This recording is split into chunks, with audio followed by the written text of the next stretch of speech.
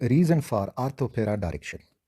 इससे पहले लेक्चर में हमने समझा कि वो ग्रुप जिनके पास कोई एटम हो और उसके साथ लोन पेयर हो और वो एटम जैसे ये ऑक्सीजन बेंजीन के साथ अटैच्ड होगा तो ये ग्रुप्स जो होंगे आर्थोपेरा डायरेक्टिंग ग्रुप्स होंगे।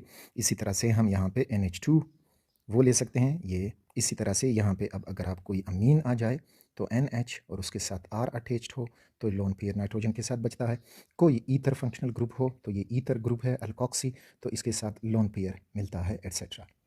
तो अब ये जो होंगे और हम बेंजीन की सब्स्टिट्यूशन करेंगे तो इन ग्रुप्स की मौजूदगी में हमें आर्थोपेरा आइसोमर मिलेगा। फॉर एग्जांपल फिर देख लें इसको, हम फिनोल लेते हैं और फिनोल की नाइट्रेशन करते हैं, OH हुआ, और इसकी nitration HNO3 nitric acid in the presence of concentrated H2SO4 is a catalyst. तो हमें मिलेगा एक आइसोमर दैट इज आर्थोनाइट्रोफिनोल, यानी आर्थो पोजीशन पे नाइट्रो आएगा, और दूसरा आइसोमर मिल जाएगा हमें पैरा नाइट्रोफिनोल, तो ये हो जाएगा पैरा पोजीशन पे नाइट्रो ग्रुप। अब रीज़न हम समझते हैं कि आखिर OH या इन ग्रुप्स की मौजूदगी में जो इलेक्ट्रोफाइल है वो आर्थो पैरा पोजीशन को क्यों प्रेफर करता है। तो इसके लिए अब हम दो रीज़न समझेंगे, एक चार्ज डिस्ट्रीब्यूशन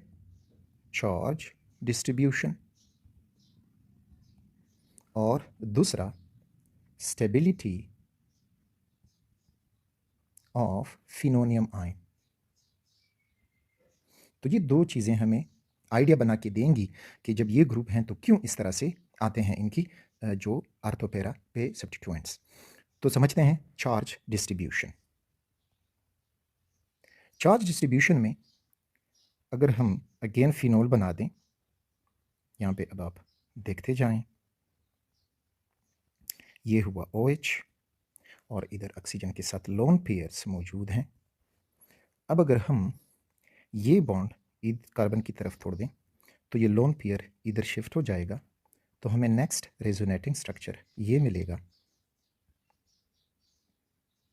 ये पुराना डबल बॉन्ड बनाया, पुराना डबल बॉन्ड, इधर अब डबल बॉन्ड OH, उसका एक लोन पेयर और एक पॉजिटिव चार्ज, जबकि ये जो कार्बन है ये हो जाएगा नेगेटिव, आर्थो पोजीशन वाला कार्बन हुआ नेगेटिव। नेक्स्ट रेजोनेटिंग स्ट्रक्चर, तो ये पाई बॉन्ड इस पैरा कार्बन की तरफ टूट जाएगा, तो हमें मिलेगा next resonating structure. Next resonating structure में जब हम इसको बनाएंगे तो अब देखें ये नेगेटिव चार्ज, अच्छा बाकी सारे बनाते हैं पहले, OH और पॉजिटिव चार्ज। अब यहाँ पे ये कार्बन नेगेटिव था, ये पॉजिटिव हुआ, तो हमें एक नया डबल बॉन्ड इधर मिलके दिखाई देगा। ये था पुराना डबल बॉन्ड और जो नेगेटिव चार्ज था वो पहुँच गया है पैरा पोजीशन तक। नेक्स्ट रेजोनेटिंग स्ट्रक्चर इसका बनेगा। नेक्स्ट रेजोनेटिंग स्ट्रक्चर में अब ये जो पाई बॉन्ड है ये इस कार्बन की तरफ टूट जाएगा, तो हमें जो स्ट्रक्चर मिलेगा नेक्स्ट तो वो ये हो जाएगा, ये डबल बॉन्ड बना। अब यहाँ पे इस कार्बन पे डबल बॉन्ड बन जाएगा और जो पॉजिटिव चार्ज है ये OH लिखा, पॉजिटिव चार्ज। अच्छा अब जो रिंग पे पॉजिटिव चार्ज है तो वो नेगेटिव चार्ज है, तो वो इस कार्बन की तरफ आया ओवर हियर, यहाँ पे हमें मिला। अब इन सब का अगर हम रेजोनेंस हाइब्रिड बना के देख लें, सबका रेजोनेंस हाइब्रिड बना के देखें तो यू विल गेट दिस, ये है बेंजीन का फिनोल का resonance hybrid, double bond OH positive charge. और अब देखिए कि रिंग के ऊपर नेगेटिव चार्ज सर्कुलेट कर रहा है और ये नेगेटिव चार्ज दो पोजीशन पे हमें एक्युमुलेट होकर दिखाई देता है, आर्थो पोजीशन पे और पैरा पोजीशन पे, जबकि किसी भी मेटा पोजीशन पे हमें नेगेटिव चार्ज एक्युमुलेट या डेंस होकर नहीं दिखाई देता।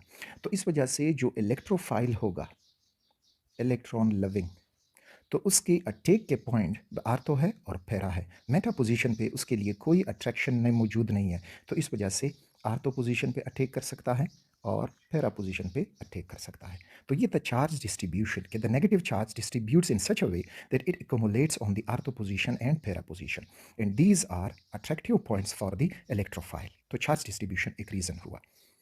दूसरा रीज़न स्टेबिलिटी ऑफ द जो इरेनियम आयन है या फिनोनियम आयन है उसकी stability. Stability of phenonium ion को समझने के लिए फॉर एग्जांपल हम टॉल्वीन लेते हैं। टॉल्वीन जब बेंजीन रिंग पे एक मिथाइल ग्रुप सब्स्टिट्यूट हो जाए, दिस इज़ नोन एज टॉल्वीन। ये भी आर्थोपेरा डायरेक्टिंग ग्रुप्स होते हैं। तो इसकी जब हम नाइट्रेशन करते हैं HNO3 एंड H2SO4 तो हमें दो आइसोमर मिलेंगे। एक होगा आर्थो नाइट्रोटोलुईन CH3, तो यहाँ पे नाइट्रो ग्रुप आ जाएगा, और दूसरा जो हमें मिलेगा तो वो होगा फेरा नाइट्रोटोलुईन। दिस इज फेरा नाइट्रोटोलुईन। अच्छा, अब यानी ये क्यों आर्थो पोजीशन और पैरा पोजीशन फेवर कर गया जो इलेक्ट्रोफाइल आ रहा है? तो स्टेबिलिटी ऑफ फिनोनियम आयन, तो फिनोनियम आयन जब बनेगा तो इसको यूं समझते हैं कि ये हुआ दिस टोलुईन। अब अगर हम ये पाई बॉन्ड इधर छोड़ दें तो इलेक्ट्रोफाइल इधर अटैच हो जाएगा। ये हुआ that nitro group is electrophile, तो इलेक्ट्रोफाइल यहाँ अटैच हो जाएगा इस कार्बन पे। तो हमें जो आगे फिनोनियम आयन मिलेगा, फिनोनियम आयन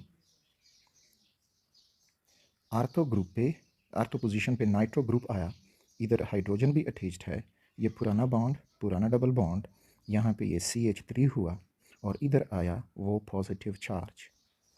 अच्छा, अब हम इसको पैरा पोजीशन पे अटैच करते हैं। तो लेट्स सी, अगेन ड्रॉ करें दैट टोलुईन, ये हुआ टोलुईन। अब अगर इलेक्ट्रोफाइल मेटा पोजीशन पे आ रहा है, मेटा पोजीशन पे चलो देखते हैं। तो मेटा पोजीशन पे जब ये आएगा तो ये पाई बॉन्ड इधर टूट जाएगा और this is the nitro electrophile. अब जो हमारे साथ फिनोनियम आयन बनेगा तो वो हो जाएगा दिस वन, यहाँ पे बॉन्ड बॉन्ड बॉन्ड, इस कार्बन के साथ हाइड्रोजन मौजूद है और इलेक्ट्रोफाइल नाइट्रो ग्रुप भी आया। बाकी पूरा करें स्ट्रक्चर CH3 और इधर अब है पॉजिटिव चार्ज इस कार्बन पे। सिमिलरली अगर हम इसको पैरा पोजीशन पे आने देंगे तो CH3 प्लस नाइट्रो ग्रुप, और पैरा पोजीशन पे अब ये पाई बॉन्ड पैरा की तरफ टूट जाएगा। तो you will get the structure of phenonium ion just like this here. तो अब इस कार्बन पे हाइड्रोजन मौजूद है, इलेक्ट्रोफाइल नाइट्रो आया और बाकी डबल बॉन्ड्स और पॉजिटिव चार्ज जो था वो इस कार्बन पे पहुंचा, ये हुआ CH3। अब ये नेक्स्ट रेजोनेट होगा ये स्ट्रक्चर, तो इसका resonance hybrid resonance structure next जो बनेगा तो वो कुछ यूँ होगा कि इधर H मौजूद, नाइट्रो ग्रुप भी है। अब ये बॉन्ड इस साइड की तरफ टूट जाएगा तो हमें डबल बॉन्ड इधर मिलेगा, इधर है CH3 और पॉजिटिव चार्ज पहुंचा इस कार्बन की तरफ और ये पुराना बॉन्ड। अच्छा, अब अगर इन सब स्ट्रक्चर को देख लो, आर्थो पोजीशन पे ये जो कार्बन है ये टर्शरी कार्बन है, इट इज़ टर्शरी कार्बन। या अगर मेटा पोजीशन पे इलेक्ट्रोफाइल आए तो पॉजिटिव चार्ज सेकेंडरी कार्बन पे है। ये सेकेंडरी कार्बन इसलिए है कि एक कार्बन ये है, दूसरा ये, तो इसके साथ ये बॉन्डेड है, तो इस वजह से ये सेकेंडरी कार्बन हुआ। यहाँ पे अगेन अगर हम देख लें तो ये कार्बन, एक कार्बन, दूसरा कार्बन और तीसरे कार्बन से जुड़ा है, तो ये भी टर्शरी कार्बन है। ऊपर वाला भी देख लें कि वो टर्शरी कैसा है, तो ये दिस इज कार्बन, इसके साथ एक कार्बन अटैच्ड, दूसरा अटैच्ड और तीसरा अटैच्ड, तो ये भी टर्शरी कार्बन है।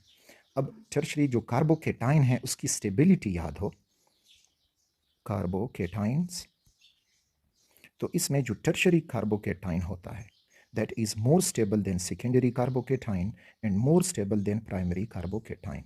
तो इस वजह से जो पॉजिटिव चार्ज है वो टर्शरी कार्बन पे आता है कब, जब इलेक्ट्रोफाइल आर्थो पोजीशन पे आ जाए या इलेक्ट्रोफाइल पैरा पोजीशन पे आ जाए।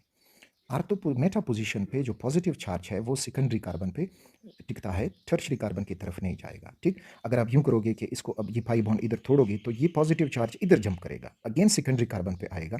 तो दिस इज द रीजन कि चार्ज डिस्ट्रीब्यूशन हमने पढ़ा, और दूसरा ये स्टेबिलिटी ऑफ द फिनोनियम या arenium ion, that is tertiary is more stable than secondary and secondary is more stable than primary.